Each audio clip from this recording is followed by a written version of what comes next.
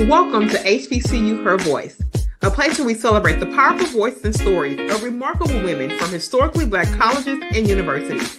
I'm your host, Shanadra Washington, a proud HBCU graduate myself. I'm thrilled to bring you this platform dedicated to amplifying the voice of our community. We dive into inspiring stories of resilience, success, and the incredible impact these women are making in the world. From trailblazing entrepreneurs to innovative leaders, we bring you the stories that matter, showcasing how HBCU experiences shape paths and fuel passions. We'll explore challenges, victories, and wisdom. Whether you're an HBCU alum, a student, faculty member, supporter, or simply someone who believes in the power of diverse voices, we are so glad to have you. So listen up as we share insights, celebrate achievements, and uplift our community. Together, we can inspire the next generation of leaders and ensure our voices are heard loud and clear. A grand welcome to HBCU Her Voice. Whoop. And just like that, I'm back like I never left. I'm your fabulous host, Shanadra Washington, streaming from the beautiful city of Houston, Texas, baby. And just like no other, we have another amazing guest. I know y'all been seeing the episodes drop because that's how we do it around here, but I haven't been in the studio in like weeks. So I'm so excited tonight. I'm full of energy and I'm so happy to talk to this next guest. I've been peeping her information. She don't know I've been looking around, but we're going to let her do her thing. You know what she does. She comes to the stage, tells us her name, where she's streaming from, which HBCU she's repping, and we're going to get that story. Without any further waiting time, here's our fabulous guest for today.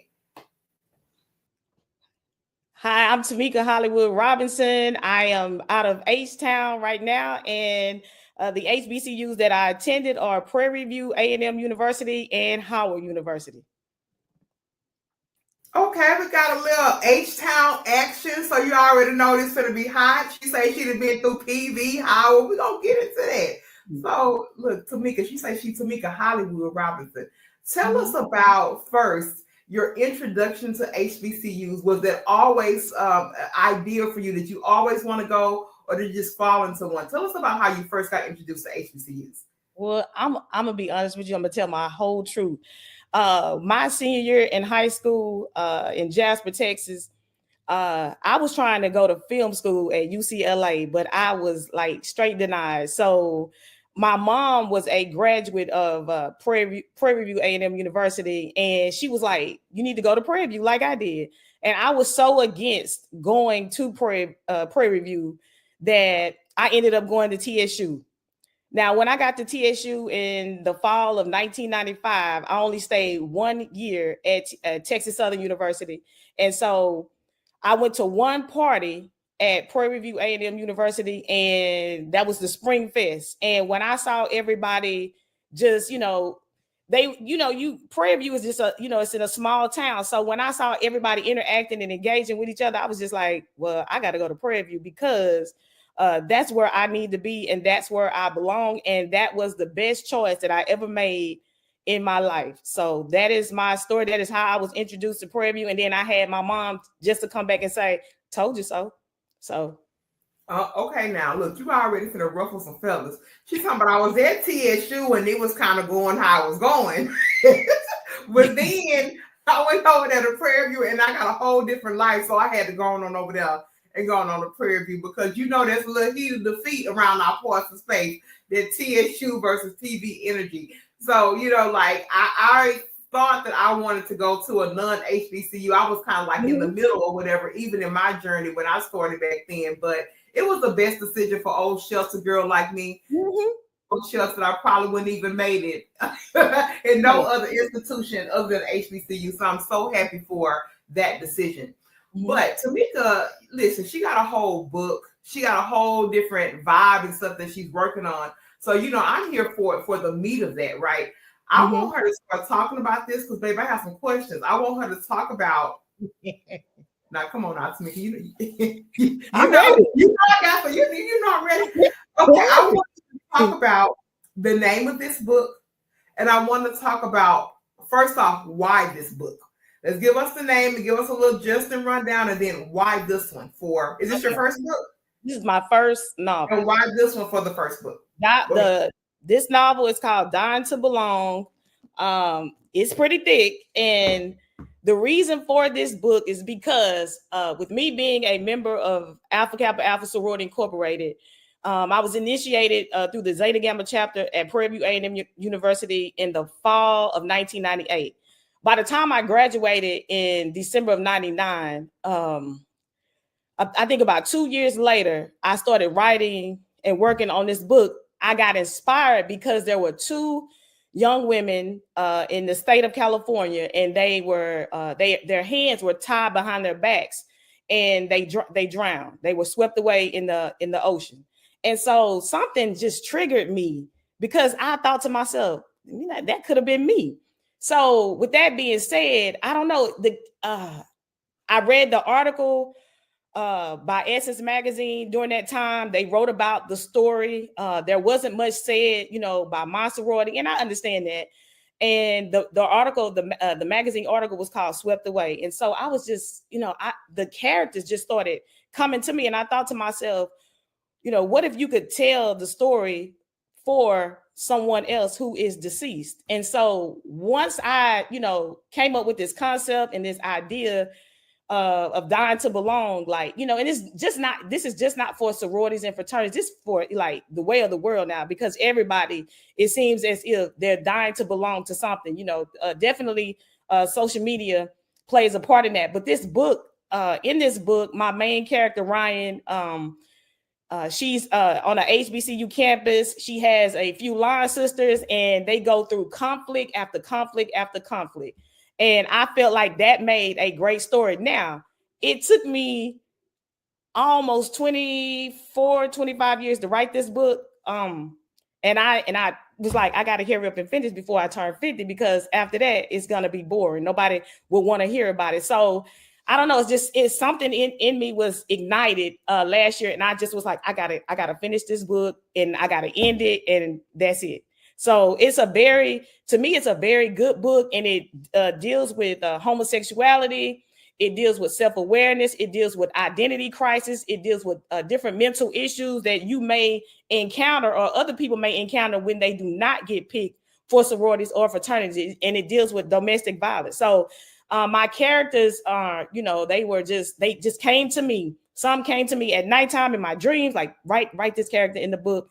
And so that's how I got, you know, Dying to Belong. It's thick, but it will be out on audio. So what? This is amazing. Like I'm back here like, you better go to Tameka Robinson, because, you know, one thing about this place, right, this space, because there's all these warm and fuzzy things, right, about the HBCU experience that we like to, you know, put the jacket on, you know, hey, we finna swag surf, you know, it's all these warm and fuzzy things, but it's also too some things that need to be talked about and brought to the forefront. So I'm happy for you, or I'm proud of you, I should say, in having the courage to talk about some of these things that are not always easily talked about in our space.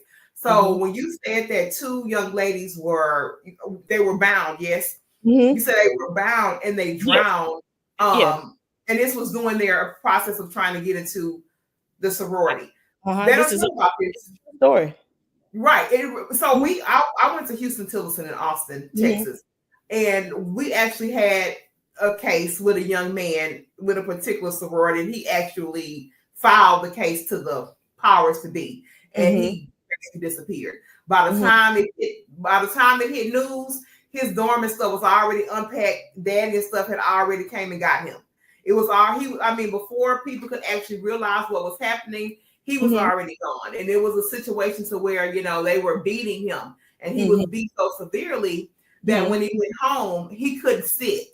And his daddy like, what's wrong with you? You can't, you know, you can't sit, you can't. So that's what kind of sparked it. Went on up to the school, and it became a thing. And he just basically left. Never seen him again, never heard from him again. But I just think it was such a small campus, and with reporting something like that, of course, you're gonna have some stigma. So I guess his daddy probably thought, let's just get you out of here. So I do definitely know that firsthand. And the other part of it, now, because some of these kids be coming to school just for them letters. Just Right. Just for the letters, bump the degree, bump the experience. They come in specifically for that. And that's sometimes that's all they leave with. That is all that they leave with. So first off, let's talk about your entry into the sorority. Did you always kind of want to be in one? Was this something that was done on campus that sparked you, that said, okay, I want to go to this particular sorority. They have sold me. What was that selling point for Alpha Kappa Alpha that made you even go that route? I think the selling point for me was the fact that, with my sorority, Alpha Kappa Alpha Sorority Incorporated, it was the first Black sorority, so, who wouldn't want to be first? So, I tried to model myself after that. So I studied, I studied things about the founders. I was so impressed. And then they were founded on the campus of Howard University. You can't beat that. So that was one of the things that ignited me. And then also, I had teachers that were role models for me. They were in the same sorority.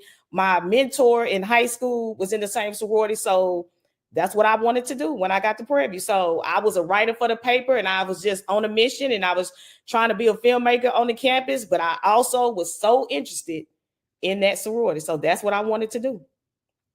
Okay, yeah, it's important that you say that because I actually have younger people now that are entering their HBCU experience, but even also too with PWIs as well, and they're getting that sorority and fraternity itch or whatever. And I always tell them, make sure it's something that you really want to do. Don't just do it because it's the cool thing that it presumes to be the cool thing to do, or people that has done it.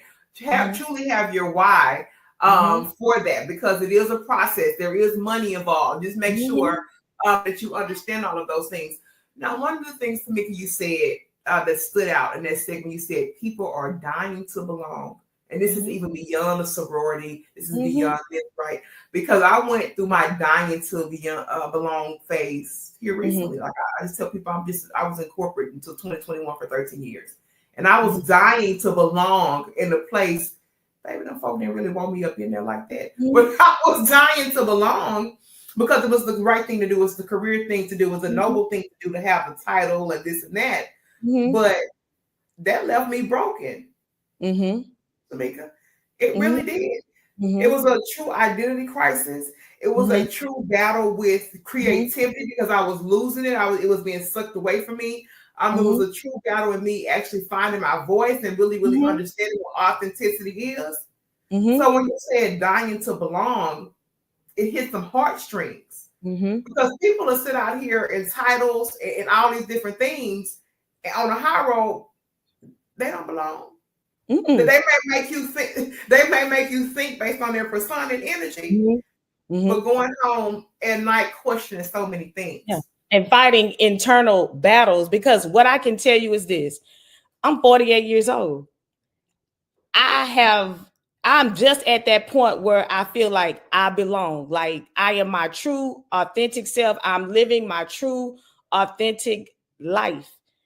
When I was in the first grade, I knew I was different than everybody else from my creativity and even with my sexuality. So I knew I was different. So imagine being, just being so young and having to fight all these internal battles, and then just when you get to Prairie View, you're like, I hope nobody notices that I'm a tomboy and that I want to join their sorority, but I look like this or I look like that. But thank God I had people who were reasonable, and they were like, well, she's pretty smart, she's creative, and this and this. She's a lot of things, and it was so important for me to get to Prairie View and to belong in a sense where like I'm active over here, I'm active with SGA, and just everything, because I didn't want that. I didn't want to not belong. And I don't know, for so long, I just felt like I was not like good enough and internally. And so that's a battle that I've always fought. And so like now that I hesitated to put the book out because I thought I was going to get so much flack from, writing a book about, what goes on behind the scenes, in a sense, with hazing and different things like that. And but now it's just like I feel liberated. Like this is Dying to Belong. It's out. It's on Amazon.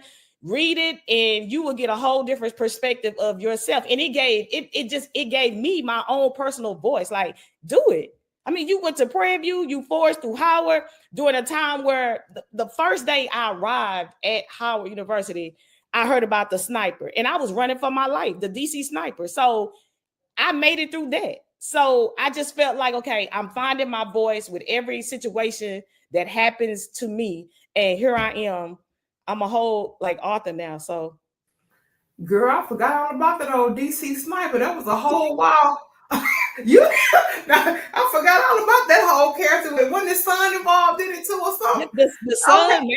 Malvo, and whoever. And I used to walk to Howard, like just like ducking because I was so scared. And I remember calling home and was like, you know what? I can't live like this. I'm about to get a plane ticket and I'm about to leave. And finally, you know, when they caught them, you know, I think that was a joy. And that was, you know, that brought peace to everybody in the DC, Maryland, Virginia area, because being from Texas, I'm like, we don't even do stuff like this. So I don't know. But I'm just glad to have made it out of DC alive, and I have a story to tell. But you know what, Tameka, you know what you said, you know, it was liberating for you. Most of the time, those things that will actually free us, those be the things that will try to catch us up. Like, it'd be so hard, I can't get it out of it, because the enemy knows that if you get this thing out, that's the key. You understand? You know what I'm going. I know. That's the keys to your freedom, because the thing, all the things that I was like, man, I will never be able to do that. I would never be able just to, you know, even something like this, believe it or not, and prior to 2020, you wouldn't have seen Sinead on here talking to folks on no podcast. You wouldn't have seen that. And even with the short time of doing this is even a form of liberation for me. Because I had already said to me, I said, I'm not going out like that. This is the type of conversation I want to have. I'm going to create the space and energy for my guests to come here. We had those conversations, and we're going to sit and have them. And this has been a different form of liberation. And how I had to get started with this, it chased me down so bad, and it was just feel like it wasn't going to go. It wasn't going to even come out. But I said, girl, the way that this thing is chasing, you better do it, because it's going to open up more doors and open up not necessarily financially all this stuff, but a space of authenticity and voice, because that's some real freedom right there. Isn't it funny how your dreams will chase you to the point where you can't even sleep at night? You toss and you turn shit on, and then you go to work. You like, I should be working on my dream and different things like that. And I know this because I am from the most infamous small town in this state, and that is Jasper, Texas. My grandfather was the first Black mayor of Jasper, Texas. Okay. And in 1998, just as I was about to, join a sorority, the worst thing that could have happened, happened in my small town and on the hands of my grandfather. So I know about, ingenuity. I know about resilience. I know about coming out of the dark just so you can shine. And you take a person like me from a small town. Whoever would have thought that I would have traveled to Prairie View, went to DC, graduated from Howard University, wrote a book, appeared on TV One's Sins of the City, just to talk about my hometown. And to me, it's almost like that was a spark in itself, because it's like your dreams are still chasing you. You still got to finish the book, because if you don't, it's never going to stop haunting you. And so here we are. Now, I heard that Jasper, that introduction. I said, oh, no, she didn't drop that Jasper word on this. no, she didn't drop Jasper on it. But that is, come back and talk about that. That's a whole different, that's a whole different story. I can give you firsthand on what happened because I was there. Absolutely. And I mean, oh my gosh, that's something that, especially if you're in Texas, not even necessarily Jasper, that's something that's going to be a vivid memory. You're always tied to it. I'm from Houston. So that, to me, when hearing about that, was just something that I will never forget, ever. If you were from this area, that was a story that really, really ripped you through the soul. To know that something like that happened in that particular time frame. This wasn't way back in the 1800s. This is still, to me, recent history. You understand? So, I definitely heard and caught that when you first said it in the beginning. I want to go here, Tameka, because you talked about being a part of the LGBT community. and you knowing differently when you were younger. Mm-hmm. Talk about that in terms of family life. Did they always know? How was it coming out to them? Because these are still important conversations that have to be had. And what was like that just in generally? Because at the time that you were born, you definitely couldn't just come out and say it. You know that. So I want you to talk about that. And even, even now, because I have friends, they've come out in recent years. We were in high school, college, and they were having to go home and bring the opposite sex, knowing they don't even. I ain't gonna tell like business like that, Tameka. I'm gonna let you tell your experience. Yeah, pretending you got a boyfriend and you don't even like boys. Yes, that was me. Yeah. Yeah. When I was in the first grade, I took my first grade pictures, and when I got my pictures back, I knew I was different. And I wrote, and I still have that picture. I wrote, I hate myself. I don't like the way I feel. So I knew that I was different. So, fast forward, growing up like in the 80s and like, like mid 90s and different things like that, I couldn't just say, hey, I like girls. I couldn't say anything like that. I had to keep that a secret. I went to a Baptist church that was strict on you got to wear a dress to church. You got to wear a dress to a funeral. I didn't want to wear a dress. When I got to Prairie View, same thing. And so it was, and even in my household, I won't say that I had a bad childhood, but my brothers teased me a lot. I had classmates that teased me a lot. And being from a small town, my only goal in life was to get up out of that small town so that I could go and be free, like a bird. So I just, it's almost like, you think about Maya Angelou's Now I Know Why the Caged Bird, sings and different things like that. I understand that now. I really do, because, having to keep quiet about your sexuality was hard. I had to pretend I liked the boy, but I didn't really like him. To this day, he still thinks that I like him, but I don't. It was just, like, it took one person when I was at Prairie View to say, hey, you're okay. I accept you for who you are. And even as an AK with my line sisters, it still was, to me, I felt like it was a battle in a sense, because I felt like if I told them that I was, that I like girls or whatever, then I would lose their friendship. And we had such a great friendship. But you know what? Here I am today, and I have the best line sisters in the world, and they are my support, and they are the reasons why I am like standing in my, true self, my authenticity. So I can actually say that, it wasn't all good, but it wasn't all bad either. But, I look at kids today, like, we couldn't hold hands at school, the same sex. We couldn't do what you guys are doing now and be, things, call yourself fluid and have all these different pronouns. I said, if my name was Tameka, I couldn't be Tom. So, it's just different now. So I think now people are more, accepting to your sexuality. But back then you had to hide it. So I still, again, I say, I feel liberated. Absolutely not, Tameka. You ain't have to say that the boys still think you like them. Because you talking about to this day, talking about he still. She had to. I said, look at her. She threw that little piece in, talking about he still think. I think it's my smile, my $1 million smile. That when I go home and I see him, he's still trying to smile. I'm like, please, just leave me alone.